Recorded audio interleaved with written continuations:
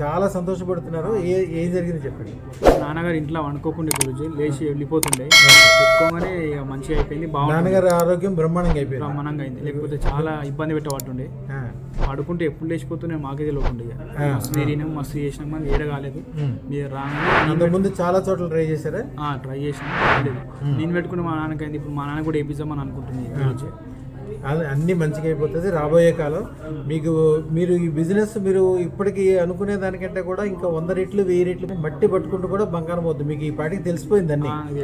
మీకు కళ్ళలో కనిపించాను అవన్నీ చెప్తున్నారు కదా, అది కూడా చెప్పండి. ఎంత అందరికీ తెలుస్తుంది. కళ్ళ ఒక పంటేసి ఎట్లా వస్తాయి డబ్బులు అట్లా వస్తాయని చెప్పారు గురూజీ. మన ఇంకోటి అన్నీ మంచిగా అనిపించింది గురూజీ. పాతదానికని ఎక్కువ 100 రెట్లు అయితే నాకు 100% సక్సెస్. ఇవి సంతోషంతో మీకు కళ్ళల్లో నీళ్ళు వస్తున్నాయి. అందరూ ఏదో అనుకుంటారు కదా, సంతోషం అది. ఈ రాబోయే కాలం ప్రతిరోజు పొద్దున్నే లేగంగానే ఒక డ్యాన్స్ చేయాలనిపిస్తుంది. ఎందుకంటే ఏది ముట్టుకుంటే అది బంగారం అవుద్ది. శుభం బియాత్, శుభం బియాత్. కళ్ళు చూసుకోండి. శుభం బియాత్.